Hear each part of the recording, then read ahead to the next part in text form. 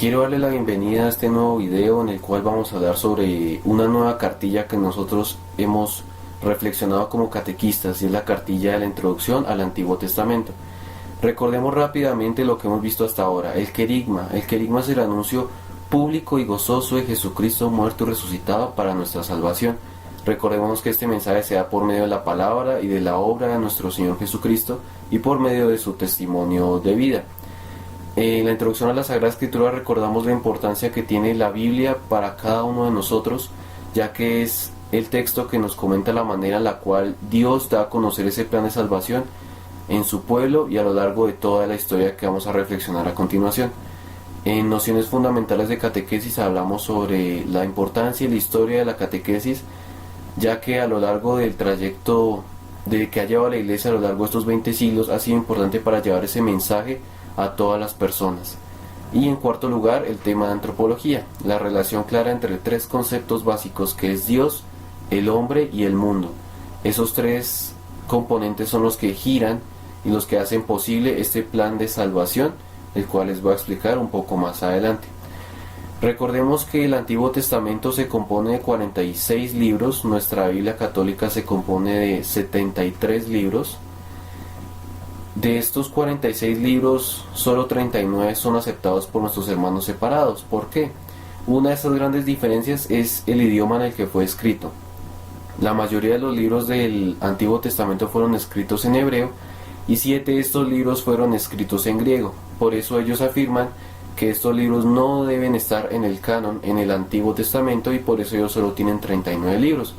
Algunos de estos son Baruch, algunas partes del libro de Daniel, Ruth, Esther, entre otros relatos, Macabeos, entre otros que hay. Recordemos, ya entrando en materia, que la Sagrada Escritura tiene géneros literarios. Por ejemplo, tiene la fábula, que por ejemplo se da cuando Adán y Eva son tentados por la serpiente, la parábola, que era un medio que Jesús utilizaba para su enseñanza.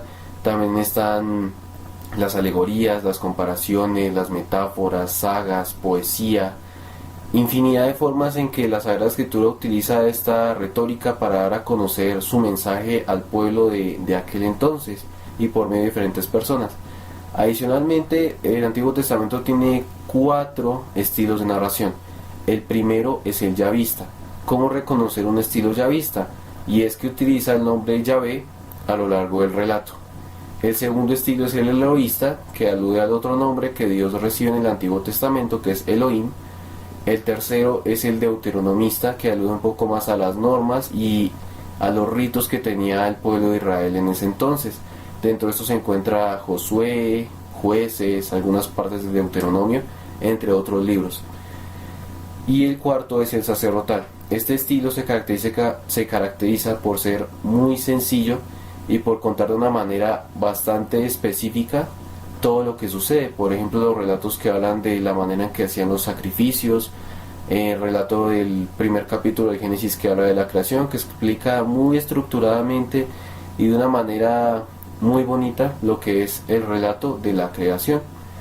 Estos son los 4 estilos, recordemos: yavista, eloísta, deuteronomista y sacerdotal. Si ustedes les preguntan qué es el Antiguo Testamento, ustedes pueden responder que es un proceso de paciencia y fidelidad que Dios ha tenido con su pueblo. Básicamente es un proceso de paciencia y fidelidad. ¿Por qué? Recordemos la historia de la salvación, un proceso que inició con una prehistoria. En esta prehistoria se da la creación del mundo, la historia de Adán y Eva, de Caín y Abel, la alianza que Dios quiere renovar con ese pueblo rebelde por medio de Noé y el diluvio, que como significado, como signo nos deja el arco iris, y nuevamente el pueblo vuelve a caer. Recordemos el relato de la Torre de Babel, en el que el pueblo quiere asemejarse a Dios y por eso quiere alcanzarlo por medio de hacer una torre que quisiera llegar hasta el cielo. El capítulo 12 marca un antes y un después, ya que en el capítulo 12 se habla del inicio de la historia de la salvación por medio de Abraham, un hombre que a sus 75 años salió de su pueblo a buscar ese plan que Dios tenía preparado y tuvo 2 hijos, Isaac e Ismael. Ismael es más reconocido en la cultura árabe. Isaac es el que continúa la historia de salvación para los cristianos. Recordemos que Abraham, por esa misma fe, casi sacrifica a su hijo Isaac, por esa fe tan grande que había tenido en ese Dios.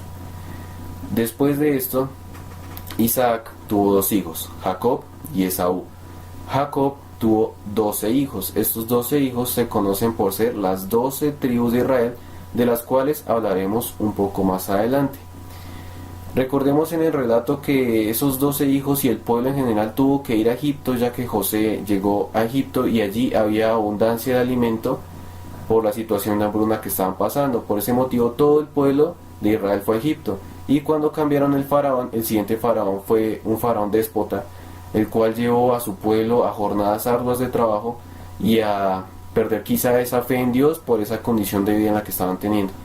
En ese momento llegó Moisés, que fue llamado por la zarza, Moisés y su hermano Aarón, que fueron a liberar a ese pueblo de Israel y que los llevaron 40 años por ese desierto en el que, aunque el pueblo muchas veces no confiaba, siempre Dios se mostraba por medio de los mandamientos, por medio de la roca que Moisés golpeó y salió agua, por medio de tantos signos, y el pueblo seguía cayendo y no creyendo en Dios. Después de esto Moisés no llegó a conocer esa tierra prometida, esa heredad se la dejó a Josué, que ayudó a conquistar la tierra de Jericó y que siguió con ese caminar que Dios tenía preparado para su pueblo. Recordemos que Josué fue escogido por Dios y por Moisés por esa voluntad tan grande que él tenía de servicio y que ha mostrado a lo largo de esos 40 años en el desierto. Después de Josué tenemos un periodo llamado jueces. Estos jueces fueron personas que ayudaron a llevar a ese pueblo de Israel. Uno de los más conocidos es Sansón que ayudó a liberar a ese pueblo. ¿Qué era lo que pasaba? El pueblo normalmente se iba por otros dioses, por otros caminos. Después Dios mandaba un juez para ayudarles en ese camino y devolverlos a esa fe con Dios, y se daba constantemente que el pueblo mejoraba su fe y apaciguaba su fe. Este caminar se dio a través de varios jueces, Sansón, Dalila, Jefté, entre otros tantos que cuenta el libro de jueces. Después de esto el pueblo dijo: queremos un rey, ya nos cansamos de los jueces, queremos un rey así como lo tienen los otros pueblos que están a nuestro alrededor. Por eso el primer rey que escogieron fue Saúl. Saúl, David y Salomón fueron los tres reyes centrales, los tres primeros reyes de la historia de Israel en esa monarquía a la que estaban entrando. Después de estos tres reyes, Salomón tuvo un hijo que se llamaba Roboam y un servidor que se llamaba Jeroboam. Estos dos dividieron el pueblo en dos, y eso se conoce como la división en el reino del sur y el reino del norte. El reino del norte tuvo como capital a Samaria, tenía 10 tribus y fue conquistado por los asirios en el año 722 a.C. El pueblo que logró perseverar hasta un punto fue el reino del sur, que tenía como capital a Jerusalén. Antes de que se diera el destierro de Babilonia, se dio una reforma que fue la centralización del culto, en la cual Josías dijo que en el templo era el único lugar donde se podía adorar a nuestro Señor, y desde ahí se instauraron las celebraciones en las que el pueblo tenía que ir necesariamente al templo para tener esa relación con nuestro Señor. Después de esto se da el destierro de Babilonia. El reino del sur es conquistado por los babilonios en el año 587 a.C. y los llevan a su tierra natal en Babilonia. Allá nuevamente son esclavizados, y en este periodo de destierro nuevamente su fe cae, ya que no tienen un lugar, incluso ya que el templo fue destruido por el mismo rey de Babilonia, que en esa época era Nabucodonosor. Este pueblo fue liberado por los persas, por el rey Ciro, en el cual nuevamente pudieron volver a su tierra y dar el culto a Dios. En los libros de Esdras y Nehemías ustedes podrán conocer ese proceso que llevó el pueblo después del destierro, más o menos en los años 400 o 300 antes de Cristo. Después de esto viene un periodo el periodo en el que Grecia conquista a Israel, ese periodo helénico, en el que también se puede explicar un poco por qué algunos libros de la Sagrada Escritura en el Antiguo Testamento fueron escritos en griego, y se cuentan algunas historias como las de los libros de los Macabeos, y en el Nuevo Testamento también fue escrito completamente, o la mayoría de en el idioma griego. La versión de los 70 fue sobre los años 300 a.C., en que un grupo de 70 ancianos se sentó y dijo que iban a traducir la Biblia del hebreo al idioma que en ese momento se estaba utilizando en mayor medida, que era el griego, ya que habían sido conquistados por este pueblo. Y como último detalle, sin entrar al tema del Nuevo Testamento, recordemos que el libro de la Sabiduría fue escrito en el año 50 antes de Cristo, y con esto se termina la redacción de los libros del Antiguo Testamento.